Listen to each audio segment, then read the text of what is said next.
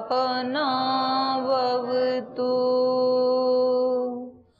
सहनौ भुनक्तु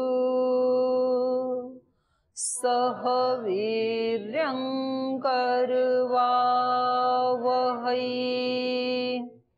तेजस्विनावधीतमस्तु मा विद्विषावहै। ओम शांति शांति शांति।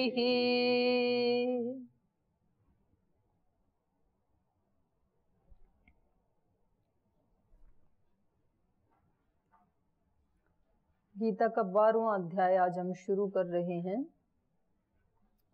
जैसे मैंने पहले भी एक दिन बताया था कि गीता के जो 18 अध्याय हैं वो 3 घटक में बटे हुए हैं, 6 अध्याय। पहले 6 अध्याय में कर्म की प्रधानता है और 6 से 7 से 12 तक जो अगले 6 अध्याय हैं उनमें भक्ति योग की प्रधानता है। और फिर 13 से 18 तक के जो लास्ट के 6 अध्याय हैं उसमें ज्ञान की प्रधानता है। यद्यपि तीनों ही घटकों में तीनों ही प्रकार के श्लोक आते हैं, प्राधान्य रूप से ये कहा जा रहा है। लेकिन तो ये जो भक्ति योग चल रहा था 7 से लेकर 12 नंबर श्लोक तक, तो ये इसमें भक्ति का अंतिम अध्याय है। भक्ति की पराकाष्ठा का इसमें वर्णन किया है। मतलब भक्त की कैसी स्थिति होती है, भक्त को कौन भक्त है ये कैसे पता लगे हमें कि ये व्यक्ति भक्त है। तो इसमें ऐसे उसके लक्षण बताए हैं कि जो जिसको देख करके ऐसे ऐसे लगता है वो भक्त होता है। जिसके कर्मों को देख करके दूसरों को ऐसा प्रतीत होता है वो कर्म योगी होता है। जिसको देख करके ऐसा लगता है वो ज्ञानी होता है। तो क्योंकि जो हमारे अंदर है वो कैसे दिखे, कैसे पता लगे हमें, तो वो 3-4 चीजों से पता लगता है। उसके वाणी से पता लगेगा वो कैसे बोलता है, उसके व्यवहार से पता लगेगा वो किस तरह का व्यवहार करता है दूसरों के साथ, उसके कर्मों से पता लगेगा वो किस प्रकार के कर्म करना पसंद करता है, उसकी रुचि से पता लगेगा उसकी रुचि किस में होती है, क्या खाने में, क्या पहनने में, क्या बोलने में, कहाँ जाने में। उसके विचारों से पता लगेगा, जब वो बोलता है तो उसके विचारों की अभिव्यक्ति होती है कि इसके अंदर कैसे विचार चलते हैं। उसके भावों से पता लगेगा, किसी अनजान व्यक्ति के प्रति या अपने आसपास रहने वालों के प्रति या अपने संबंधियों के प्रति उसके भाव कैसे हैं। तो इससे पता लग जाएगा कि अंदर क्या चल रहा है। अगर किसी के अंदर सबके लिए करुणा का भाव है, प्रीति का भाव है, सबको क्षमा करने का भाव है, तो पता लगेगा ना कि अंदर इसकी स्थिति कैसी है।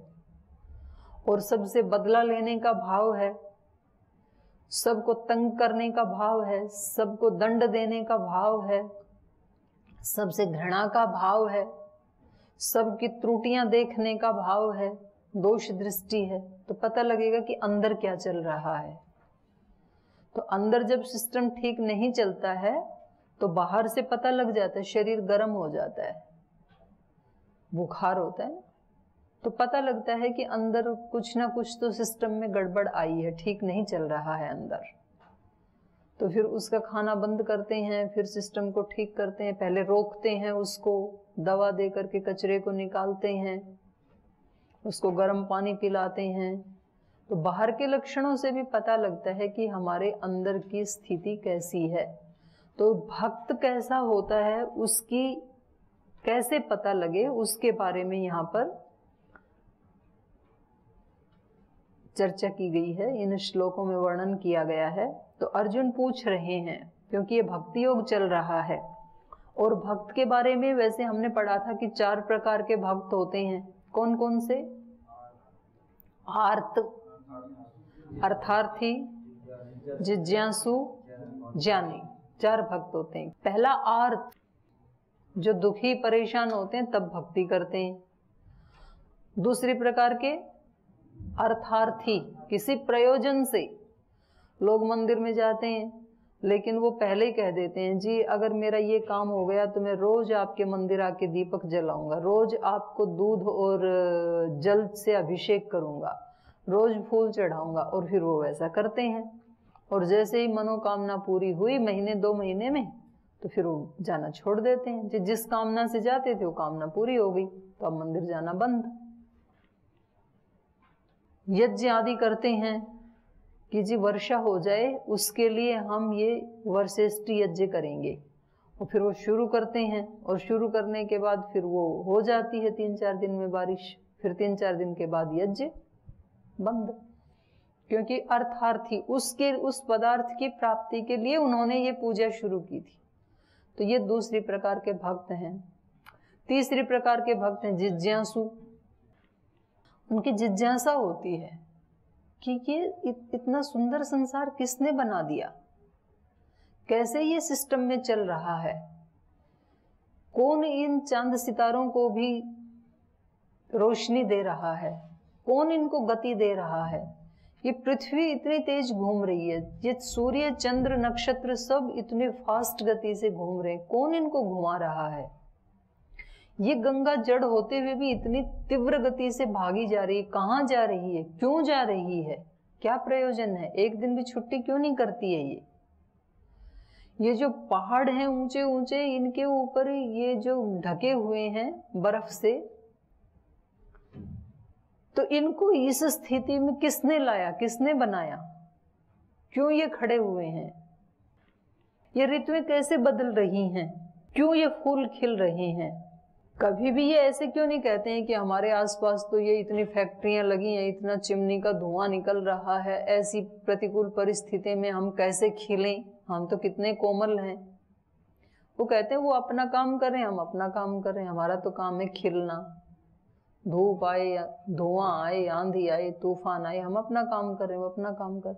तो ये सारा कौन कर रहा है, ऐसे उसको जानने की इच्छा होती है, वो जिज्ञासा करता है, हर जगह वो ढूंढना चाहता है।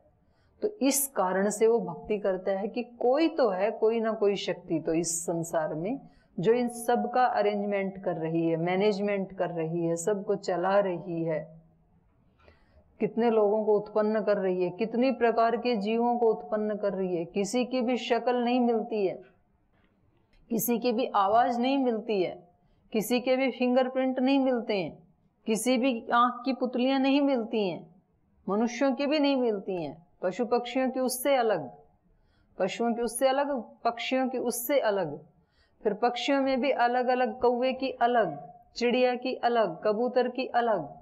ये इतने डिजाइन कौन बना रहा है, कौन मेंटेन कर रहा है, और ये इतने सारे लोग क्या क्या कर्म कर रहे हैं, उनका क्या क्या फल देना है, इसका हिसाब किताब कौन रख रहा है। क्योंकि हर व्यक्ति के जीवन में दिखाई देता है, पुरुषार्थ करने वाले के जीवन में वैसा फल दिखाई देता है, उल्टे काम करने वालों के जीवन में वैसा फल दिखाई देता है, आगे या पीछे कहीं ना कहीं उसको मिलता है। भले काम करने वालों के जीवन में वैसा फल दिखाई देता है, आगे या पीछे उसको मिलेगा उसका फल। तो ये सब हिसाब किताब कौन रख रहा है, कैसे पता चलता है किसी को कि ये नेक व्यक्ति है, ये दुष्ट व्यक्ति है, ये भला आदमी है, ये ऐसा आदमी, ये कैसे पता चल रहा है, और इनका फल कौन देता है, किसके हाथ में। तो ऐसे जो जिज्ञासा करता रहता है और फिर ईश्वर की भक्ति करता है, उसको कहते हैं जिज्ञासु। और चौथा है ज्ञानी, जो ऐसे जिज्ञासा करते करते और एक उस पे पहुंच गया कि कोई एक सुप्रीम पावर तो है। उसके नाम अलग अलग हैं, अलग अलग मत पंथ संप्रदायों में, अलग अलग भक्तों में, अलग अलग महापुरुषों ने उसको अलग अलग नाम दिया। वाहेगुरु, अल्लाह, गॉड, कुछ भी उसको कहा, ब्रह्म कहा, ईश्वर कहा, परमात्मा कहा, जो भी कहा, पर कोई तो एक है, उसके नाम भले ही अलग अलग हैं। और ऐसा जान करके और फिर वो वैसा जीने लगता है, उसकी शरणागति में रहते हुए अपने उसके सब कर्म होते हैं निर्लिप्त भाव से, उसके सब विचार होते हैं, उसके सब भाव होते हैं, और अपनी आत्मा के जो गुण हैं, दूसरे अध्याय में एक श्लोक आया था ना कि अपने स्वधर्मे निधनम श्रेय पर धर्मो भयावह। अपने स्वधर्म में मर जाना भी श्रेष्ठ है, निधन हो जाए तो भी श्रेष्ठ है, लेकिन दूसरे का धर्म बड़ा खतरनाक होता है, भयावह। तो मैं अपना कर्तव्य कर्म करता जाऊं। मैं एक विद्यार्थी हूं, मैं एक ब्रह्मचारी हूं, मेरे क्या क्या कर्म है, कोई मेरे उन कर्मों को जाने ना जाने, मेरा व्यवहार कैसा हो, मेरा वाणी कैसी हो, मेरे भाव कैसे हो एक ब्रह्मचारी के, उसको मैं करता जाऊं ईमानदारी से। दूसरा उसको नोटिस कर रहा है या नहीं, इससे मुझे क्या लेना देना, मैं तो अपना काम कर रहा हूं ना। जैसे मैंने अभी फूल का उदाहरण दिया, तो वो ये नहीं सोचते हैं ना कि इतने पोल्यूशन में हम कैसे खिलें। वो कह रहे हैं ये अपना काम कर रहे हैं मनुष्य, मैं अपना काम कर रहा हूं, मेरा काम तो खिलना है, मैं तो खिलूंगा। तो ऐसे जान करके हम अपने स्वकर्म का, अपने वर्ण आश्रम में रहते हुए उस वर्ण आश्रम के क्या कर्तव्य कर्म हैं। एक गृहस्थी व्यक्ति ये नहीं कह सकता है कि जी आजकल तो साधु संती ऐसे हो गए तो अब हम तो क्या अपने धर्म पे रहें, जब यही नहीं है तो। भाई वो है या नहीं है, पर आपको क्या करना चाहिए, आपको तो अपने स्वधर्म का पालन करना ही चाहिए ना। मतलब ये कोई बहाना नहीं होता है कि जी दूसरा गलती कर रहा है तो मैं क्या करूं, मुझे तो वो करना पड़ता है मजबूरी में। तो कोई दूसरा गलती कर रहा है तो आप भी बदले में गलती करें, ये जरूरी नहीं है। दूसरा कर रहा है ये उसका अज्ञान है, आप उसको फॉलो ना करें ये आपका ज्ञान है। दूसरा एक व्यक्ति हमेशा झगड़ा करने के लिए तैयार है और आप झगड़ते हैं उसके साथ, फिर आप कहते हैं जी क्या करूं, अब ये हमेशा ही तैयार रहते हैं तो क्या करें। वो उसका काम है ना, वो तो अपना काम ठीक करता है। रविंद्रनाथ टैगोर को एक बार एक पारितोषिक मिला, बड़ा पुरस्कार था वो। तो वो मिलने के बाद जब उनकी प्रतिक्रिया लेते हैं कि जी आप बताओ ये तो बहुत कठिन था इस पुरस्कार को जीतना, तो इसको जीतने के लिए क्या कोई बाधाएं नहीं आई जीवन में, कुछ संघर्ष नहीं आए? बोले आए ना, बहुत आए। तो फिर आपने उनको कैसे पार किया? बोले मैं देखता था कि जो लोग मेरे को रोकना चाहते हैं, जो बाधाएं दे रहे हैं, वो मेरे को क्रिटिसाइज करते थे, हंसी उड़ाते थे, फिर तब भी नहीं माना तो उसमें कुछ ना कुछ बाधाएं डालते थे कि मैं आगे ना बढ़ूं। तो उस समय मैंने सोचा कि ये लोग तो अपना काम कर रहे हैं और ये ऑन ड्यूटी हैं और 100% ड्यूटी कर रहे हैं अपनी, इनको तो ये करना ही चाहिए क्योंकि इनकी ड्यूटी वही है। और मेरा काम है आगे बढ़ने का, तो मैं क्यों ना अपनी 100% करूं। जब ये अपने काम में 100% लगे हैं तो मैं भी अपने वाला 100% क्यों ना करूं। तो ऐसा सोच करके मैं उनको क्रॉस करता चला गया और मैं देखता हूं कि वो लोग आज भी उसी काम में लगे हुए हैं और मेरे को जहां पहुंचना था मैं पहुंच गया, क्योंकि मेरी ड्यूटी थी यहां पहुंचने की और मैं अपना काम करते हुए यहां पहुंच गया। और उनका काम था क्रिटिसाइज करना, अपमानित करना, बाधाएं डालना, वो आज भी उसी में लगे हुए हैं और वहीं हैं वो। मैं निकल के आ गया, मेरे को जहां पहुंचना था मैं पहुंच गया। तो ये है ज्ञानी की निशानी। तो चौथा जो भक्त है वो वैसा आचरण करता है जैसा उसको करना चाहिए। वो सारे रहस्य को समझ करके, ईश्वर को रहस्य को समझ करके, ब्रह्म के भेद को जान करके फिर वो वैसा जीता है। तो वहां 4 प्रकार के भक्तों की चर्चा हुई। अब उस भक्ति में, चारों प्रकार की भक्ति में भी फिर डिवाइड करें तो 2 प्रकार की भक्ति है। एक सगुण साकार की भक्ति, दूसरा निर्गुण निराकार की भक्ति। तो ये चारों ही जो भक्त हैं ये 2 प्रकार की भक्ति करने वाले मिलेंगे आपको। एक मिलेंगे जो वो ही भक्ति सगुण साकार की करते हैं, आलंबन चाहिए उनको। दूसरे हैं निर्गुण निराकार की करते हैं। तो यहाँ अर्जुन का प्रश्न ये है कि उन दोनों में से श्रेष्ठ कौन है। यहाँ से इस अध्याय की शुरुआत हुई है। श्लोक बोल लीजिए। एवं सतत युक्ताये भक्तास्त्वां पर्युपासते ये चाप्यक्षरमव्यक्तम् तेषां के योगवित्तमाः मय्यावेश्य मनो ये माम् नित्ययुक्ता उपासते श्रद्धया परयोपेताः ते मे युक्ततमा मताः। अर्जुन पूछ रहे हैं एवं सतत युक्ता, ये इस प्रकार से जो सतत आपके साथ युक्त हैं, निरंतर जो आपके ध्यान में लगे हुए हैं, ये भक्ता, जो भक्त, त्वाम पर्युपासते, सब तरफ से वो आपकी ही उपासना कर रहे हैं, नित्य निरंतर आपकी ही भक्ति में जो लीन है, सब तरफ से, सब कर्मों में, सब भावों में, सब विचारों में आपकी ही भक्ति को वो देखते हैं, भक्ति के रूप में ही उन कर्मों को करते हैं। ये तो वो हैं। ये कैसे हो गए? पहली लाइन वाले सगुण के उपासक, क्योंकि वो सब रूपों में, सब कर्मों में सतत तो तभी होगा ना व्यक्ति। सतत भक्ति में लीन कैसे हो पाएगा? सतत आप उसकी आरती तो उतार नहीं सकते हैं।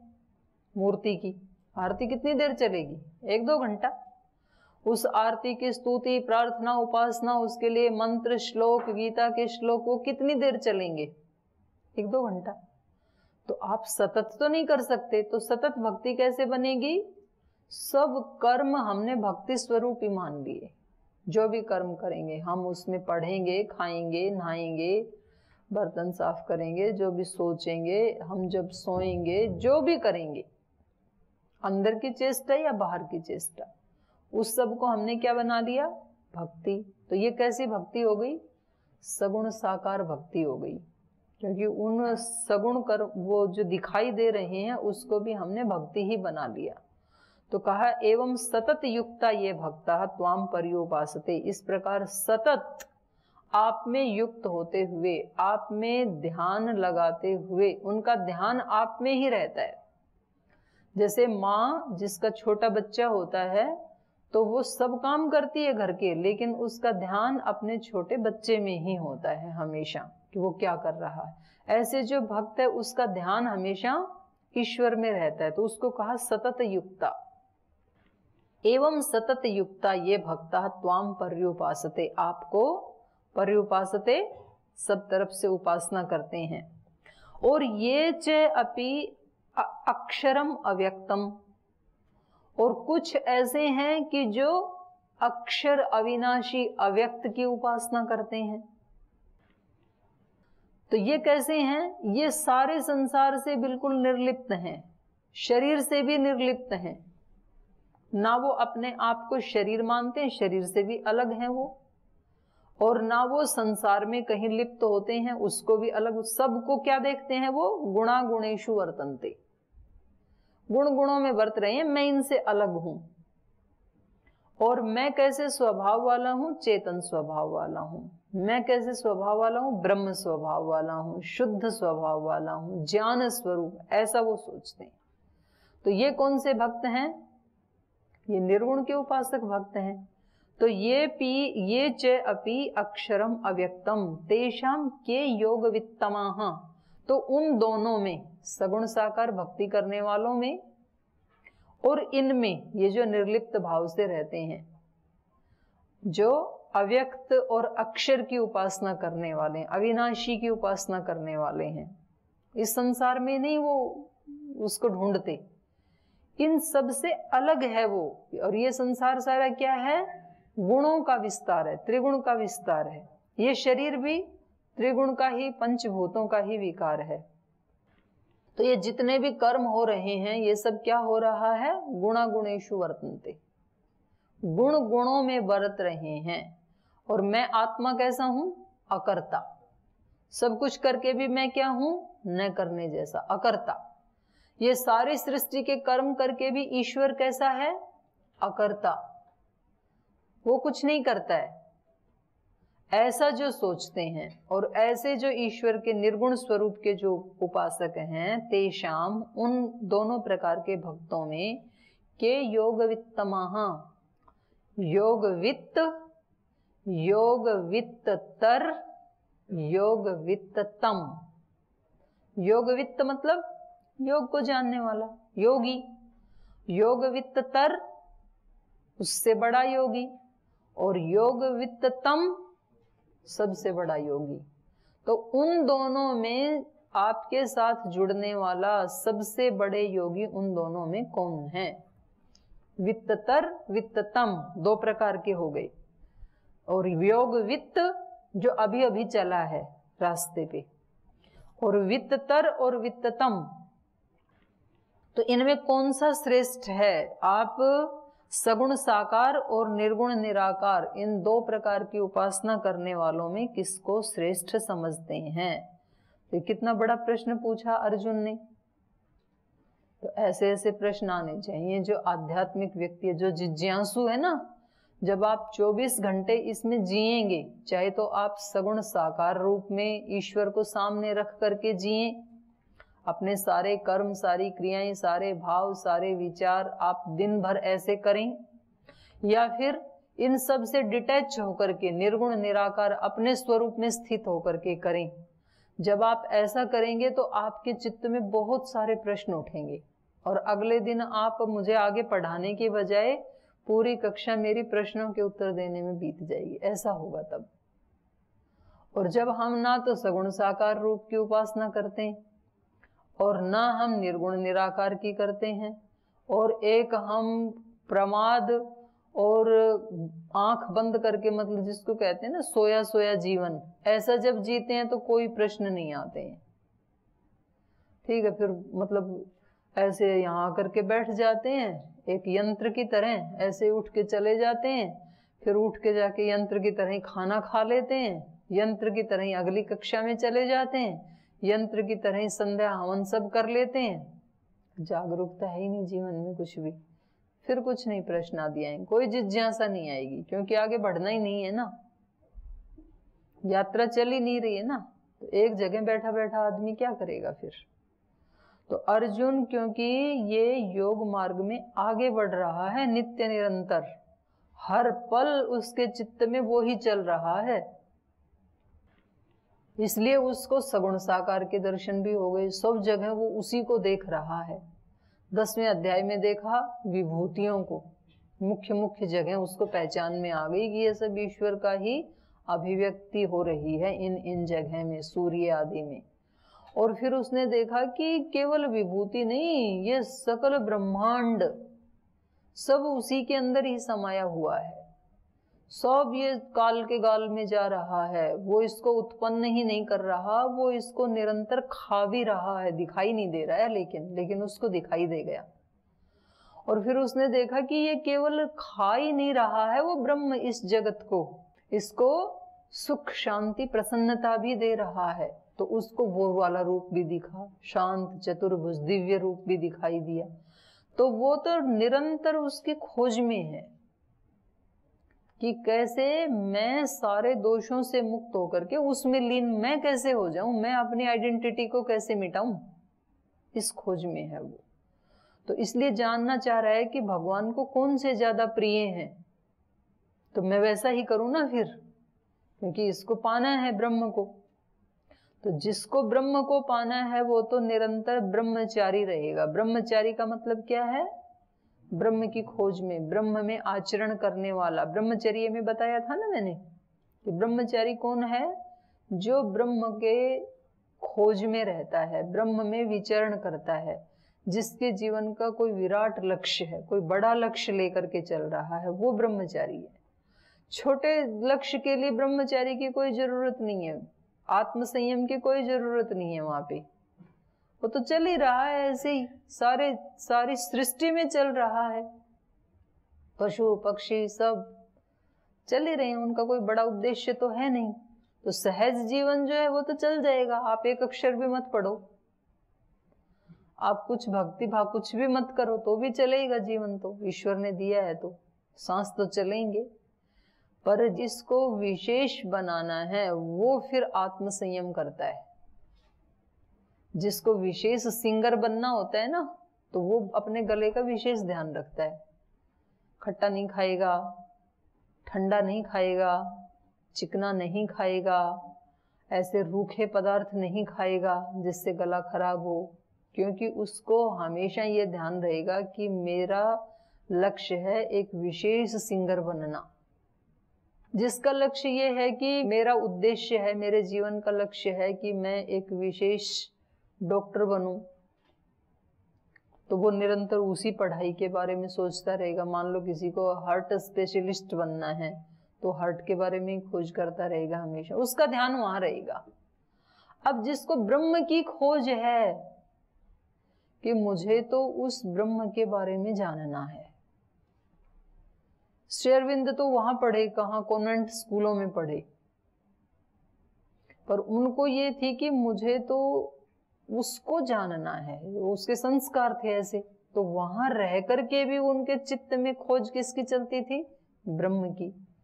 और वो खोज उनको वहां से यहाँ लेके आई, नहीं तो वो तो 2-3 साल के छोटे बच्चे चले गए थे यहाँ से, उनके पिता ने डाल दिया था तीनों भाइयों को, क्योंकि उनके पिता अंग्रेज सरकार में एक बड़े ऑफिसर थे, और बहुत बड़े ऑफिसर होते हुए भी जो अंग्रेज पदाधिकारी थे वो उनके साथ बहुत मिसबिहेव करते थे, अपमान का व्यवहार करते थे कि तुम कितने भी पढ़े लिखे हो तो हमारे नौकर ही ना।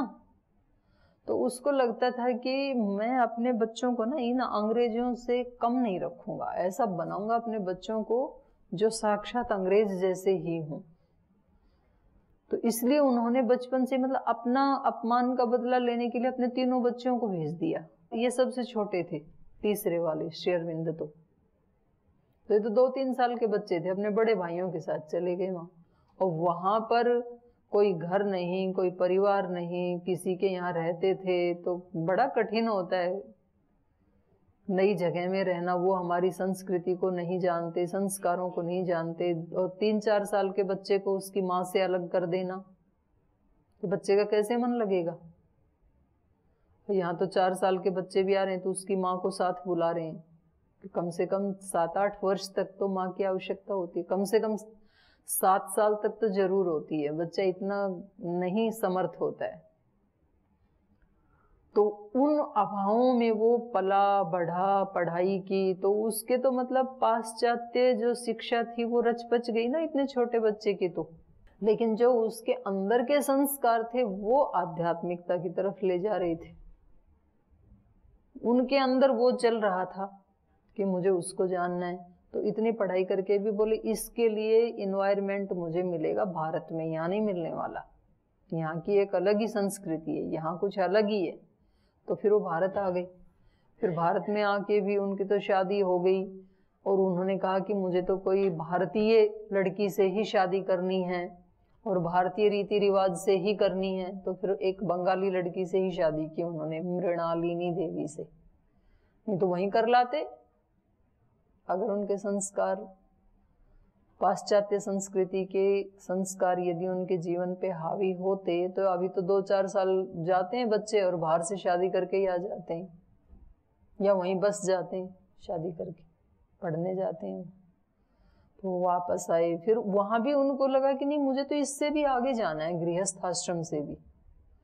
तो वो पढ़ाते हुए भी बहुत, उनका दिमाग बहुत शार्प था और ब्रिलियंट स्टूडेंट थे वो। तो वो सब पढ़ते पढ़ाते खोज उनके चित्त में निरंतर ब्रह्म की ही चलती थी। तो 3-4 रुपए अपने ऊपर खर्च करते थे, अपने ऊपर, अपनी पत्नी के ऊपर, एक उनकी बहन थी सरोजिनी, उसके ऊपर, बाकी सब दान दे देते थे। बोले मेरे को जो नितांत आवश्यक है उतना मेरे लिए है, बाकी ये सब भगवान के लिए है। और फिर कैसे कैसे उनको फिर वो राष्ट्रभक्ति से जुड़े। फिर राष्ट्रभक्ति में भी उन्होंने देखा ये पॉलिटिकल पार्टियां जो हैं, कांग्रेस को ज्वाइन किया था उन्होंने, महात्मा गांधी ने भी किया। महात्मा गांधी ने तो 1921 में ज्वाइन किया, 30 में छोड़ दी थी कांग्रेस। ये काम की नहीं है। अच्छे अच्छे नेताओं, क्योंकि उस समय एक सिंगल पार्टी ही थी, दूसरी तो थी नहीं, बहुत अच्छे अच्छे नेता थे, लेकिन उन्होंने छोड़ दिया। आचार्य विनोबा भावे ने छोड़ दिया, 1 ही साल में छोड़ दिया उन्होंने। तो एक अधिवेशन उन्होंने अटेंड किया, तो ये काम की नहीं है अपने तो। ऐसे श्री अरविंद ने भी उसको छोड़ दिया। और क्योंकि उनके ऊपर एक जो झूठा मुकदमा लगाया अंग्रेज सरकार ने, अंग्रेज सरकार को पता था इसकी कलम में, इसकी वाणी में इतनी शक्ति है, ये एक आर्टिकल लिखता है पूरे देश में आग लग जाती है।